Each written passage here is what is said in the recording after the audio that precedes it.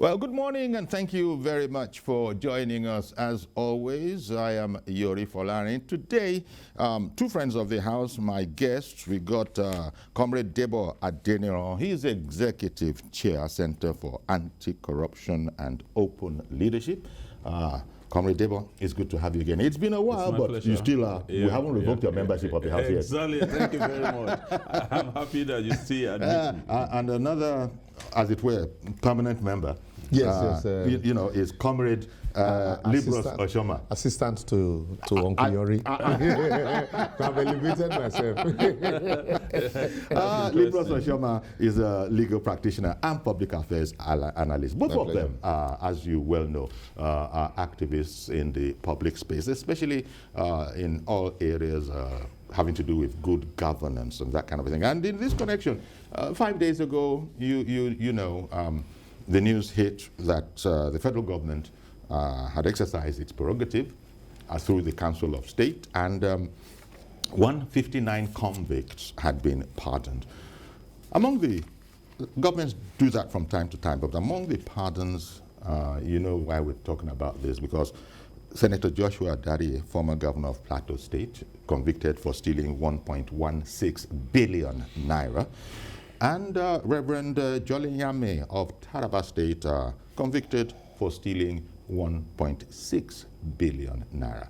Well, there were tears of joy, you know, reported in the newspaper from both the recipients of the pardon and indeed those that are very close to them. But the public has been, I hope it's not too much to say, agog with, you know, the shock, perhaps, of the news, because the idea is that maybe most people in public couldn't understand it, but if it was coming as a result of the okay of the Council of State, because that it would never have been done if all the former leaders of Nigeria had not had a consensus and had said that, yeah, it's okay, let's do it.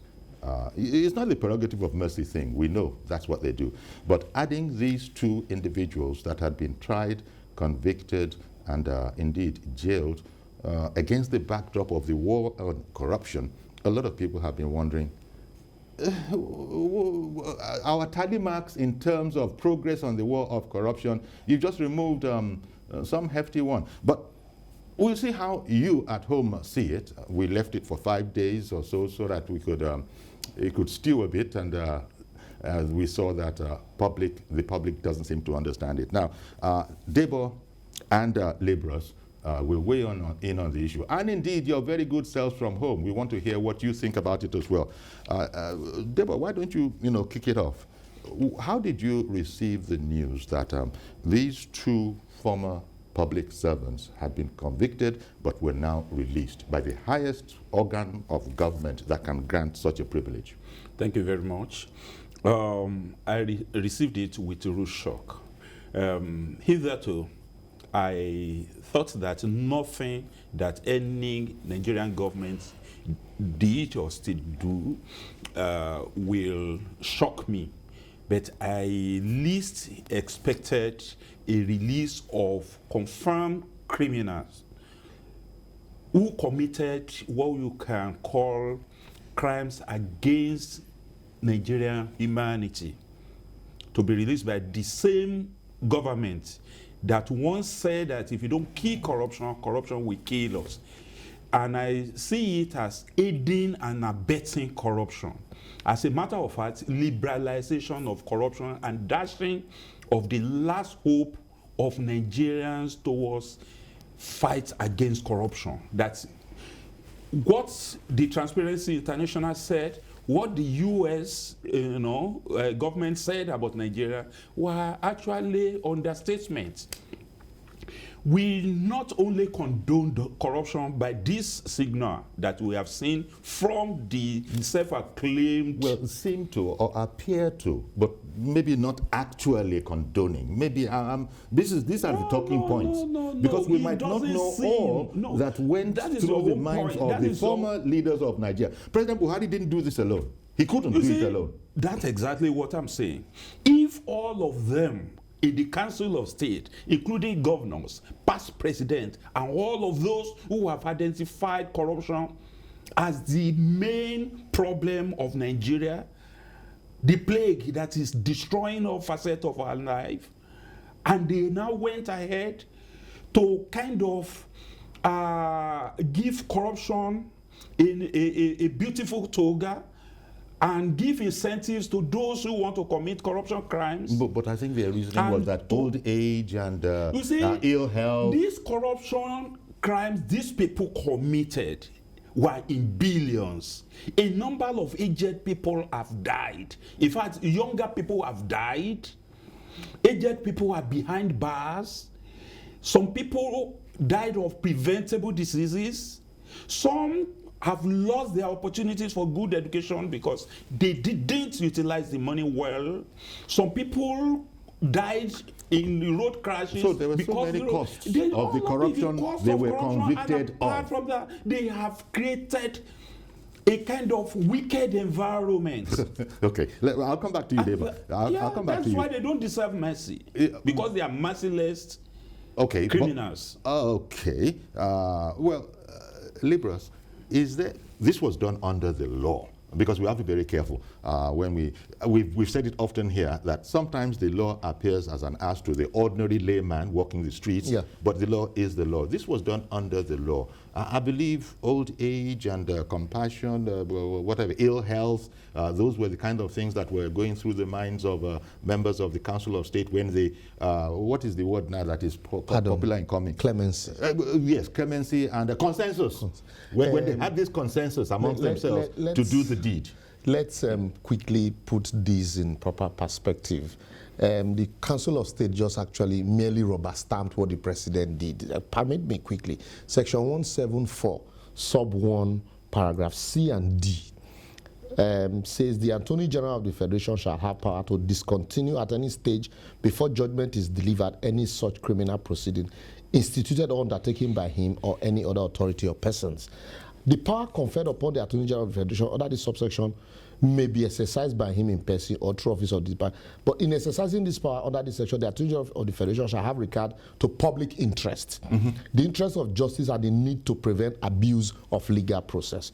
Then section 175, the President may grant any person concerned with or convicted of any offense created by an act of the National Assembly a pardon, either free or subject to lawful condition. So it is under this section that the president exercised that power. The Council of State just merely rubber-stamped the president's request. Whether they accepted or not, by this section, the president could have still done what he had done. But quickly, why I took time to read those two sections?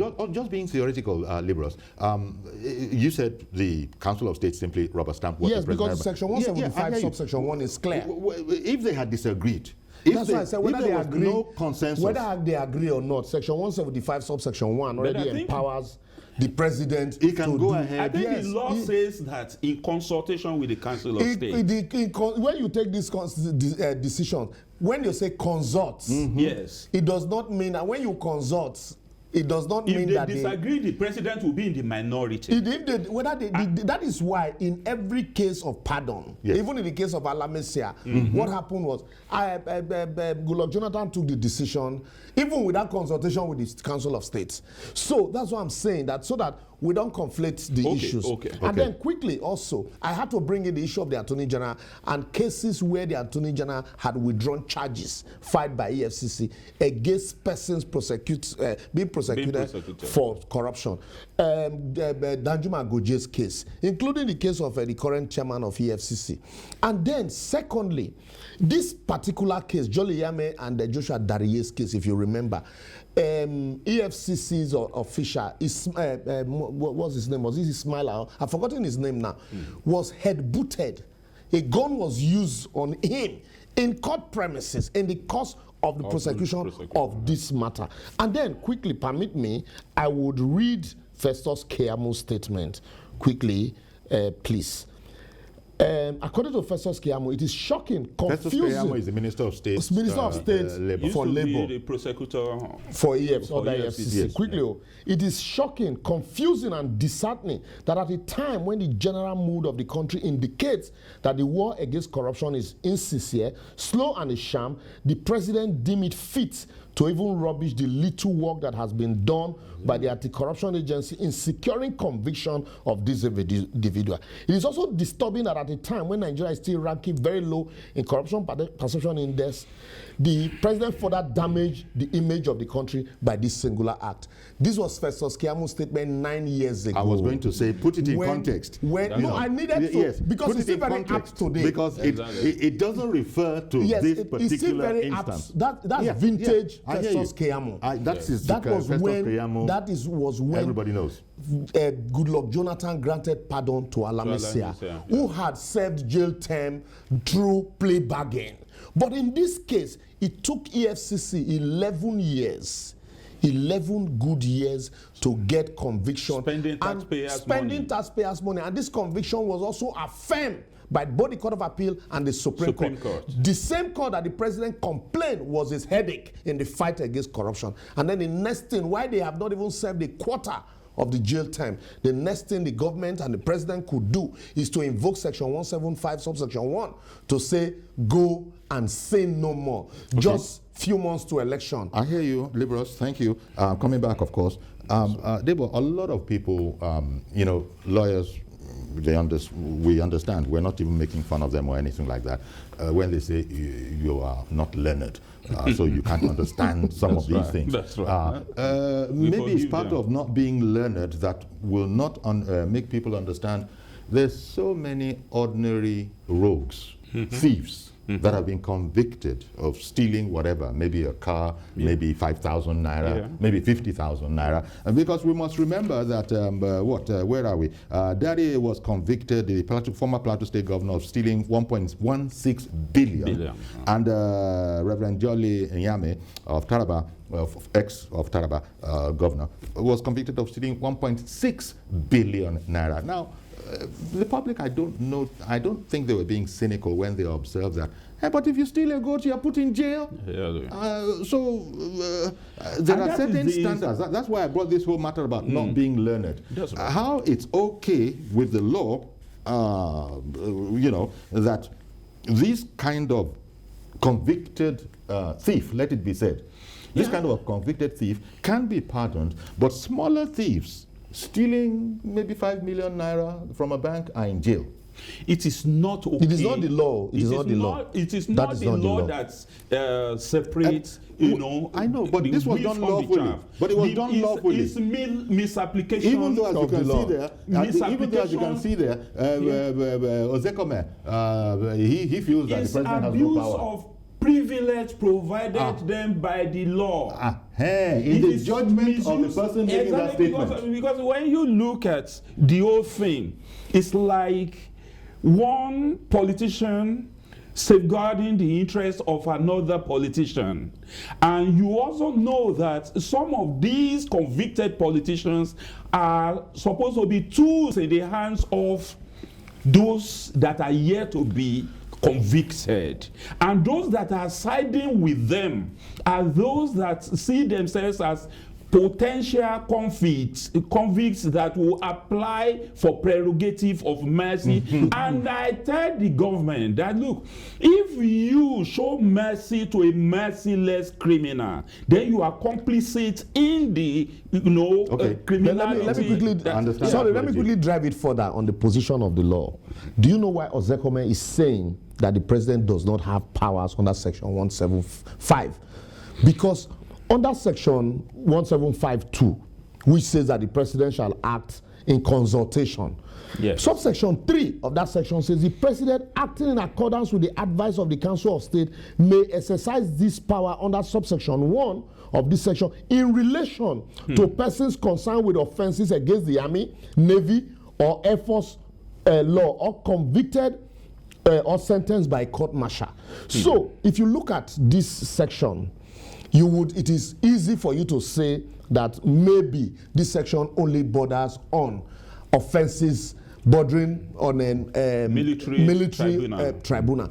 But no, what that section means is that it includes even people that have been convicted by military tribunal, people that have been court-martial. That's why those other persons that were convicted for coup, it was easy for them to say, look, these people were wrongly convicted, grant them pardon. Nobody's talking about those ones. But for a court, a government that is fighting corruption, that says, like Debo has said, if we do not kill corruption, corruption will kill us. And then those people that are caught, the few. That is why it is surprising to some members of the public. One moment, please. I beg you, sir. Kesandu in Owerri. Good morning, sir. Uncle Yori, I greet you, sir. Thank you. Good morning. Good morning to Barrister Libros and the other gentlemen. Yes, sir. I want to say that I am not surprised. I want to say that I have not taken Mr. President serious on his fight against corruption. But I want to also say that Mr. President did not think about the devastating effects of his actions.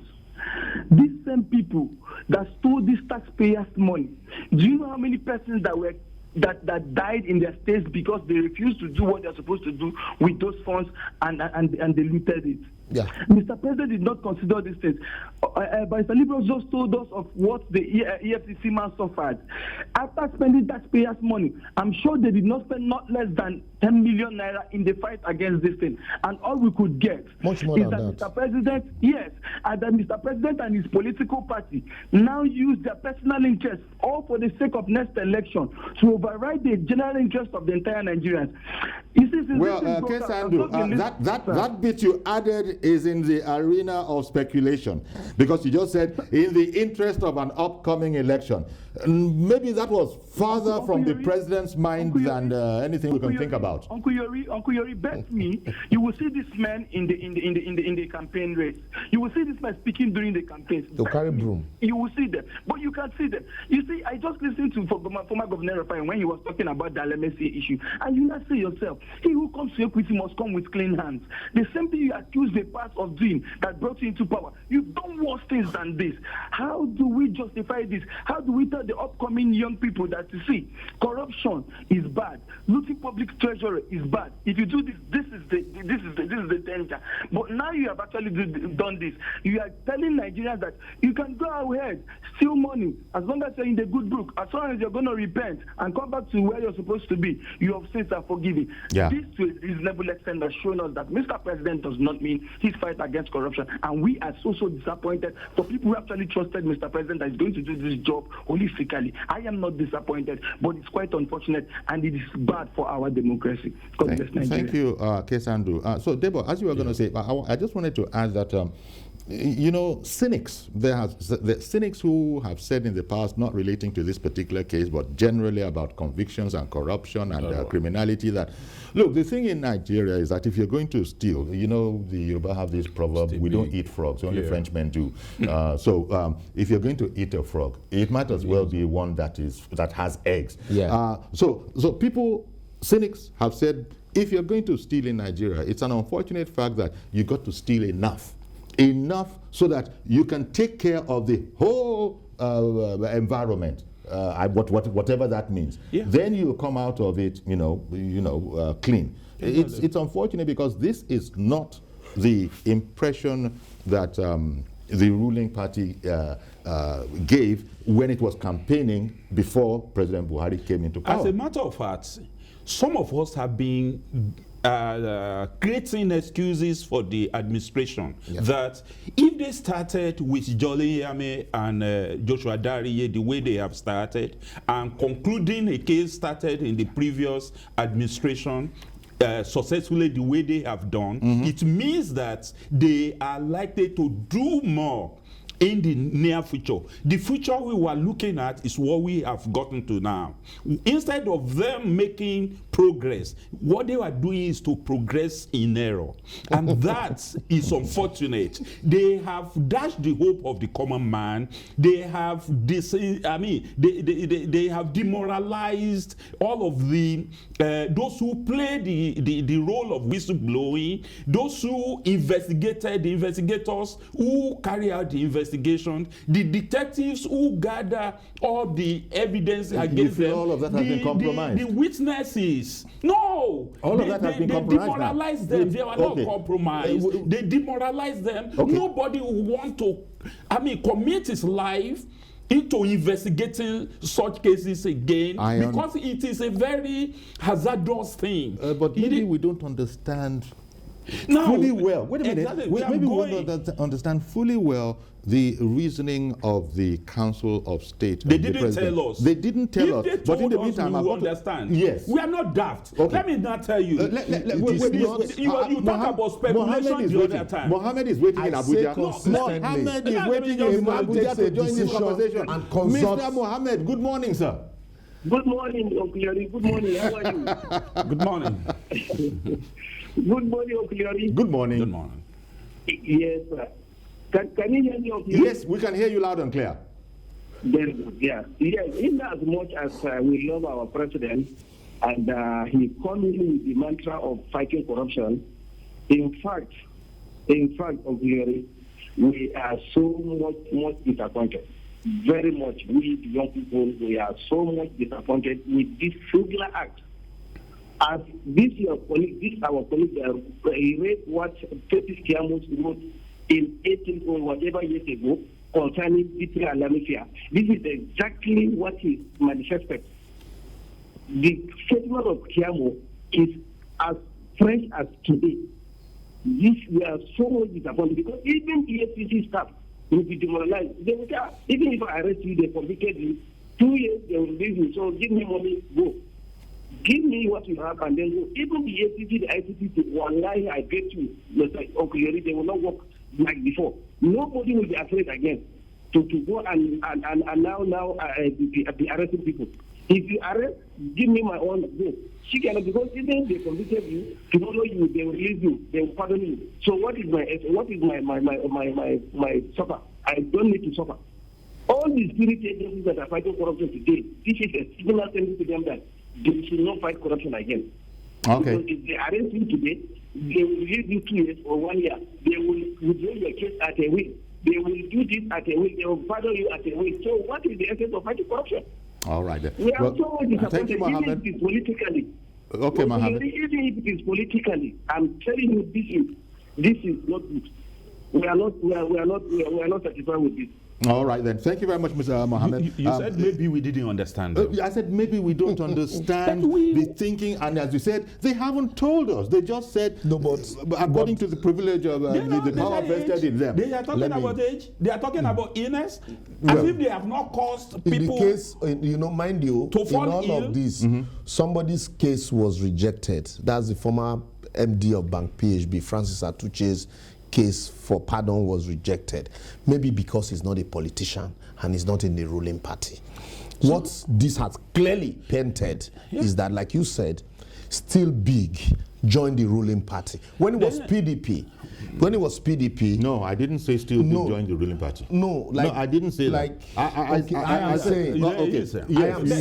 But I said the cynics feel that the situation of corruption is so bad that if you are going to steal in Nigeria, just steal enough. Let it be in billions. One of those cynics. Let it be in billions, and then you'll be able to buy your way out of it. That's what I said, and you are. I'm one of those cynics. I believe that the system has left us with the liberty to speculate, and if we continue speculating, because they didn't explain what we want to understand. What is the explanation to give? The same President Buhari that jailed people 110 years, 200 years for less than $1 million naira. Exactly. Today is pardoning people who stole 1.something billion. Some drug barrel was shot retroactively. Exactly. When he came to power. So you asking for reasons. Because it was how old is Joshua Dariye? Is Joshua Dariye older than you? How old is Jolly Nyame? Are they older than you? They are strong enough to steal. They should be strong enough to serve the term. Apart from that, I tell you. Sorry, quickly. Okay. Apart from that, we no longer have prisons. What we have are correctional centers. That's right. The correctional centers have facilities to take care of their ill-health. They have police hospitals. They have military hospitals. So, you can take them to. You're addressing the reasons that we think is why this happened. And so, if it's about ill health, this is to correct their defects. Why will a man steal 1.something billion that you don't need? There's also compassion. Now, what we have done now, what the system had done, what the society had done, what the president had done, and the Council of State had done, is to avoid a situation where the country would have been able to correct the deformity in these people's behavior. Well, that's your conclusion. I got to bring Super in. Super is in VI. Good morning, Super. Morning, Uncle Yari. Thank you for calling in. And to my two gentlemen, my able senior lawyer and the executive chairman. Nagesheka Super. Thank you so much. Uncle Yari, let me tell you how disappointed all Nigerians are in this issue. Because I remember during the time of the campaign of 2014, 2015, I supported the current president. Even up to today, my wife will tell me that I am part of the problem that we're having today because I supported the president. Yes, because I remember how my wife would deny me to give me food. He said, you are the cause of the problem, so you are not supposed to eat today. So that is number one. Uncle Yari, we have not seen anything yet. More will come because you know why? This present government, they want to do everything possible to win the 2023 election. And you don't be surprised that more will come. More things that we don't expect will come because they need to win the election, come rain, come shine, by fire, by force. And I tell you what, in fact, I am absolutely disappointed with this. I mean, instead of you to fight corruption, you are condoning corruption. They are condoning corruption. Condoning corruption. This is one of your language when you were coming in that you fight corruption, you stable the economy, you're fighting security. It is absolutely zero upon zero. Thank you very much. Have a good day. Thank you very much, Super, for calling in from VI. I just have to say again that this was done legally, even though I have heard that lawyers, legal minds have said that it's an abuse of power, but this was done legally. Should be in the public interests. Well, should be in the... In fact, some people have gone as far as saying that they might even have consulted with us. Yeah, that's what I said. Yes, but I don't know. They will have consulted with the people, because if they want to take a decision, they should they should fly the kite. Babangida, before he introduced SAP in his days, he threw it open. Okay, despite the fact that they imposed SAP or SAP on us, they threw it open, we debated it, and they knew where the pendulum swung before they said that, okay, we are not taking the loan, but we implement the conditionalities. Now, this time around, why are they doing it? They are not. Should there be age limit to convictions? Why did they actually delay the time of the court for more than 12 years before they are finally convicted by the Supreme Court?